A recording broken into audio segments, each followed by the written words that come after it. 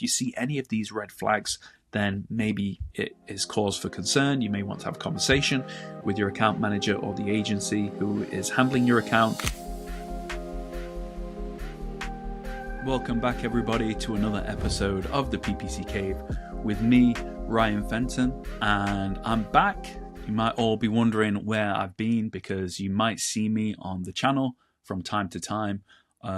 Just been really busy, to be honest with you. I'm getting married this year, so a lot of my time is being spent with my fiance, my wonderful fiance, figuring out the wedding and making sure that we're taking care of that. So a lot of my time has gone towards that, as well as just working and being a father and just life, really. So that's where I've been. But Jean has been doing an absolute fantastic job of managing the channel while I've been gone, and I'm really hoping that we can jump in an episode together. It's been a while since Jean and I have got together and discussed all the good things around Google Ads, but I've seen he's been putting out some amazing content on the channel. So for our lovely subscribers, if you haven't seen any of the recent videos that Jean has been doing, go check those out, and hopefully I can follow suit and continue putting out some good content. So I've got the background going here, as you can see.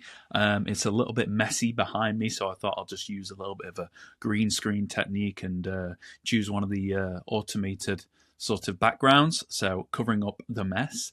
But yeah, everything is good with me, and I hope everything is good with you as well. It's been a while since you've heard from me, but I'm back, and with a new episode. And in today's episode, I'm going to be talking about, or discussing rather, 3 red flags of a poor agency or a Google Ads account manager. And I've got a few things that I want to go through in terms of if you are unsure about the agency that is managing your Google Ads account, or if you have a Google Ads account manager and you're not 100% convinced that they're doing what is needed to be done, or you just don't really believe that they're doing the work they say they are, or results aren't really there, then this episode might be for you. We're going to go into the 3 most common things that I typically see of a poor agency or a Google Ads account manager, and I'm going to share my screen. So yeah, before I get into that, always have to talk about the sponsor of the PPC Cave, Opteo. They're currently offering an extended free trial for PPC Cave subscribers.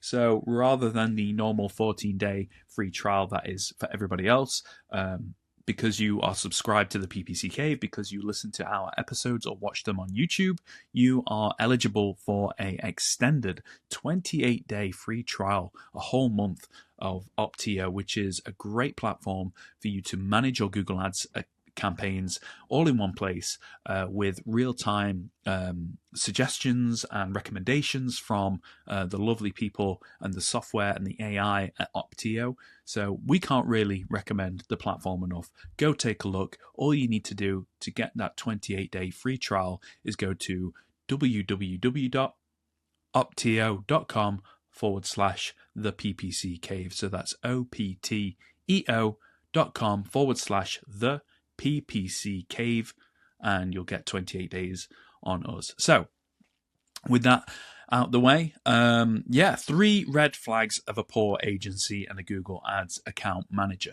Now, there's many different things that you could take a look at inside your account, and you might be unsure, is the agency managing this? Is the account manager doing that correctly? I don't know, because I don't really know Google Ads and things like that. So as a business owner, it can be quite difficult to really understand, is the work being done? And is it being done to a high level? Now, Jean and I, probably as soon as we get access to a Google Ads account, we can tell within the first 10 minutes whether or not the account is being well managed, looked after, things like that. When we do our audits, we have insight into whether an account is healthy or if it's in need of some serious, improvements.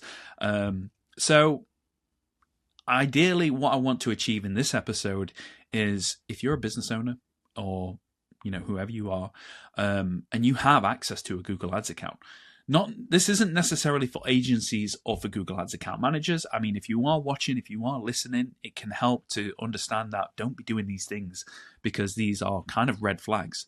Ideally, what I want the The main takeaway of the episode to be is that I want you to identify within 5 to 10 minutes if your Google Ads account is being run to its best potential that it can be, or if it's not being managed very well. So I'm just going to share my screen, and I'm going to request our editor kind of blur out all the sensitive information, because I don't really want to do that. I don't really want to show any sensitive information from clients, because I just don't think that's fair. But it allows me to educate you guys and show you firsthand where to look inside the account. Upon first glance, I'm on the campaigns tab here. Let me just open this up so you can see. Go all the way down. I'm on campaigns here. And what we can see is that currently we have about 12 different campaigns running here. And it's just a bit messy. In all honesty, it's a little bit messy.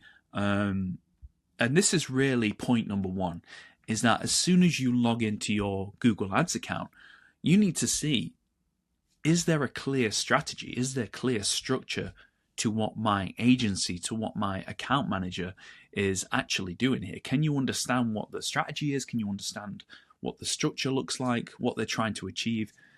And upon first glance here, when we log into an account like this, when we have 12 different campaigns, and we've got a shared budget as well of about it's $40 a day, and we've got a shared budget across all 12 campaigns, which has given us an average of $1.67. To me, this is a terrible approach. This is a very messy, unmanaged approach to running a Google Ads account and running Google Ads campaigns, because the first thing you have to ask is, who's managing this from a keyword level perspective, from maybe a secondary level bidding perspective, things such as like devices and locations, audiences, demographics, and not to mention who's managing this from a search terms perspective. Who is going in to these 12 campaigns, adding negative keywords on a regular basis? Anywhere between 7 to 14 days is the sweet spot. And honestly, I don't think anybody is. I think somebody has created 12 different campaigns, has set it up to run with the shared budget, and is kind of hoping for the best. A friend kind of put it to me this way. They know a little bit about Google Ads. What did he say? He said something along the lines of, the person who manages accounts like this knows a little bit about Google Ads, just enough to be dangerous, but they don't know enough about Google Ads to really make a difference. And I think that's really interesting and true, because someone who has a little bit of knowledge of Google Ads can go in and get campaigns set up, but they don't really know strategy. They don't really understand structure. They just kind of create the campaigns and hope for the best. And that's dangerous, because, who knows? I mean, I know, because I've seen inside these campaigns what it typically looks like, in terms of the makeup of these ad groups and the makeup of these keywords. It's quite messy, in all honesty. There are many different ad groups, from phrase, exact, and things like that. And then when you go in and an ad group is called phrase, for example, you see broad match keywords in there, you see phrase match keywords in there, and you see also exact match keywords in there. So it's not really, the naming convention isn't correct, in all honesty. It's a little bit all over the place. It's very sloppy work. And again, this is just a telltale sign that somebody isn't managing these Google Ads campaigns correctly. That it's just been thrown together, see what sticks, and hope for the best. Not to mention, using a shared budget. I don't like to do that. Ideally, we want to make sure that each campaign has its own separate allocated budget, because unfortunately, these campaigns, they're all battling it out to make use of. It says here $20 a day used by 12 campaigns. Now, and then, well, actually, yeah, what I see here is we've got $20 a day used by 12 campaigns, and it seems that we've got 3 campaigns used by by 4 campaigns or something. It's kind of strange how it's been set up, because we've got a little bit more there as well. But even so, I mean, this is in the legal adjacent niche, and it's a very competitive industry, very, very competitive. So, realistically, that full $40 per day budget should be allocated to just one campaign, one ad group, maybe 5 or 6 keywords, and that is it, because they really don't have enough budget to play with. So that's number one, is that, clear, concise strategy and structure. Is there something like that in place? If not, if it looks a bit messy, if there's many different campaigns with no rhyme, no reason, then obviously to me and to you, that should be a bit of a red flag to say, well, who's actually managing this? Who's going in each individual campaign, adding negative keywords, staying on top of the ad copy, staying on top of the keywords, all the secondary level bidding stuff I mentioned as well. It's not really being managed, in all honesty. Number two, and we kind of move away from the general structure and strategy of the campaigns here. But if we go over to recommendations, and another one I like to see is auto apply settings. Now, if you have any of these selected, this is where Gene and I differ, because I think he said some of these can be quite beneficial. But in my opinion, I am old school. I do not like to have any of these selected because essentially what auto apply means is that you give Google the keys to the kingdom. They can run your Google Ads account and all the campaigns. They can make changes as they see fit, whenever they wish. And I just don't think that's a real good approach, because as a Google Ads account manager, it is your job to go in and review everything.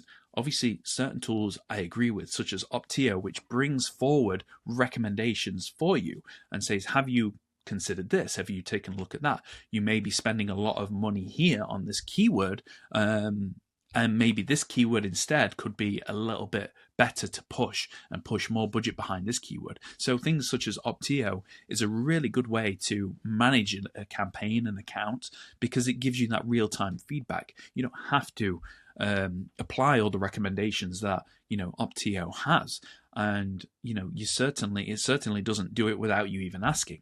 This is essentially what that does. When you select auto apply recommendations, you're telling Google, manage the account for me. I don't want to manage the account. I don't really know what I'm doing, perhaps. I would rather you manage it for me. So I think when I log into a Google Ads account, I see that auto apply recommendations has been selected. That tells me that the advertiser, or the Google Ads account manager at least, doesn't know what they're doing. And they're utilizing Google's own algorithm and software, if you will, to manage their campaigns. Now, the problem with that is that there's a whole world that happens outside of the Google Ads ecosystem. There's so many different contributing factors to a business, to products, to leads, to clients, to customers, whatever it might be. Some people may not have the money. Some people may be too busy. Some people, there could be a worldwide event, like we had, a few years ago with an outbreak. There's so many different contributing factors that Google doesn't see inside the Google Ads account, inside the Google Ads ecosystem. So to use auto apply recommendations and say, yes, it knows exactly what it's doing does not make sense, because it doesn't understand this product is out of stock. It doesn't understand that we've got a back order of these products coming in on this date, or it doesn't understand, okay, this is Black Friday, this is Christmas. It doesn't understand the seasonality. It doesn't understand the ins and outs of your business, the real world, real life situations. If there's like a recession, or trying to think what else it could be.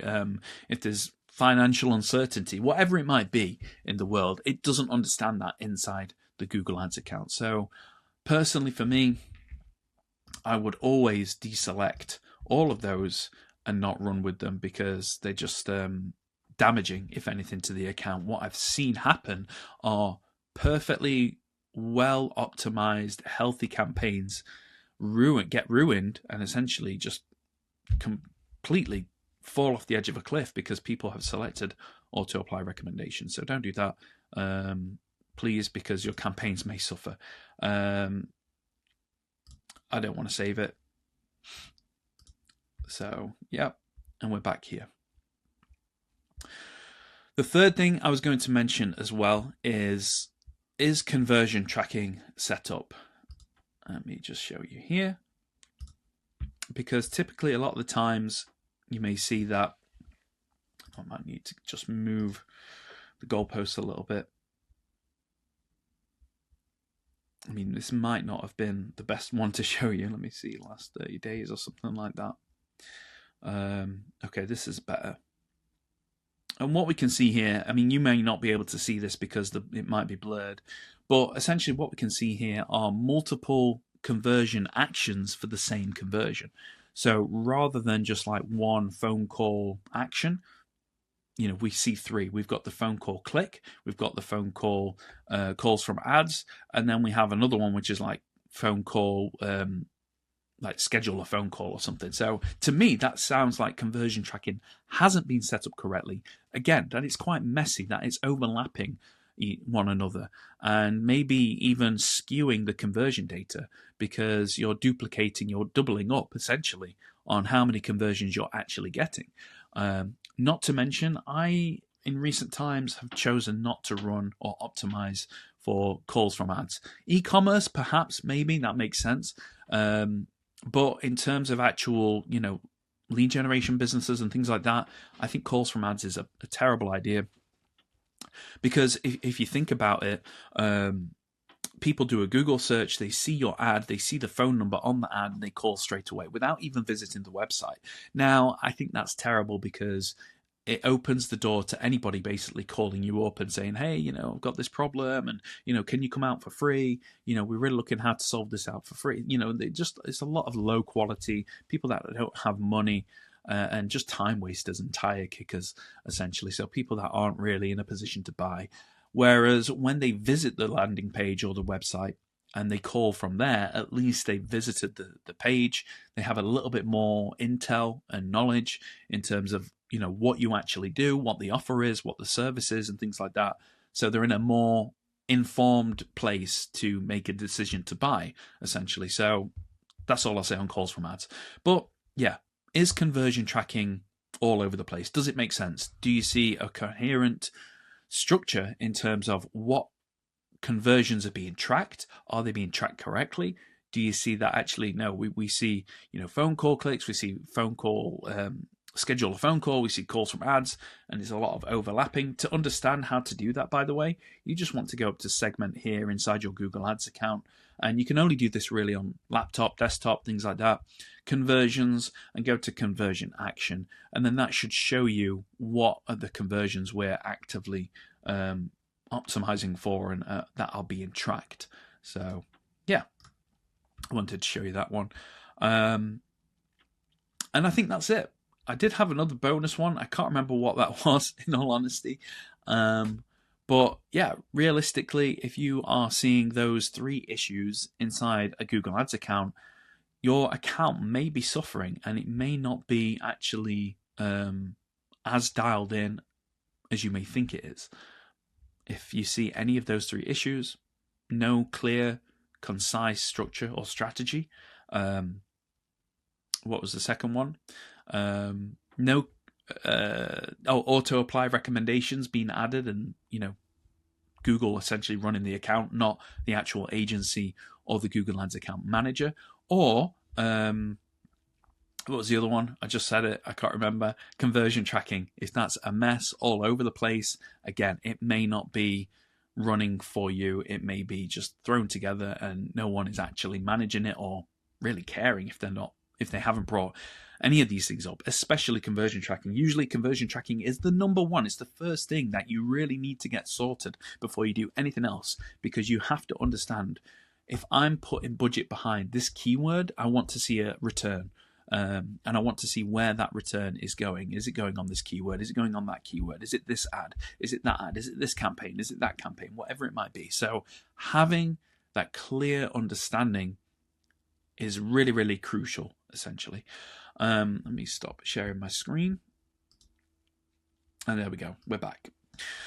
So hopefully that's really helpful for you. And I pretty much did it in about 7 minutes, maybe 10 minutes, just walked you through how you can see if your account is being managed correctly by your agency or Google Ads account manager. If you see any of these red flags, then maybe it is cause for concern. You may want to have a conversation with your account manager or the agency who is handling your account, and go from there. So hopefully you have a little bit more informed ideas of a poorly managed Google Ads account. So I'm going to leave it there anyway. And obviously what I will say is, if you do have any questions for the guys at the PPC Cave, always feel free to reach out. ThePPCCave@gmail.com. You know, Gene and I both manage that account, so you'll be hearing from one of us if you do happen to write in with an email question. And that's it. So obviously, want to leave you with the thought of Opteo, because that can really help, especially if you're a business owner, you don't really know how to manage Google Ads. Opteo is a really good solution to kind of give you instant feedback of, have you considered, implementing this recommendation? Have you considered that? Whatever it might be. So take a look at Opteo. Like I said, normally it would be a 14-day trial, but we are giving you an extended 28-day free trial from the PPC Cave. So to basically get that, you just want to go to www.opteo.com/ThePPCCave for 28 days free for Opteo. So hopefully you've enjoyed this episode. I'll be back again soon with another episode, hopefully with my co-host Gene. We can sit down and have a good old natter about everything Google Ads related. That'll be quite nice. I think it's been a couple of months, but obviously we're like passing ships at the moment. I've got a lot going on in my life. I know Gene has a lot going on in his life, so we can't always find a time to actually sit down and record. So, I think at the moment you're just trying to you get one of us, not both of us. But hopefully at some point soon, I'm going to reach out to Gene and, actually schedule in a conversation with him and, have a joint episode. That'd be quite nice. He's too busy on the golf course at the moment. He's just got into golf. He's doing really well. I'm very proud of him because I'm a big golfer as well. And it's something that we're talking a lot more about. So maybe in the next episode where we have a joint sit down conversation, the next episode, we will we'll talk about golf. So you can turn off at that point if you want. But anyways, thank you so much for watching. We release every episode Mondays, Mountain Time. Again, I don't know where that is in the world. Somewhere in America, I believe. I don't know. I like how we do things here in the UK, so I'm just going to say something like 12 a.m. Monday mornings. And so stick around, and hopefully we'll get another episode out for you by next Monday. It's probably this episode, and then after that, who knows. But thank you very much for watching, and take care. Speak to you soon. Thank you very much.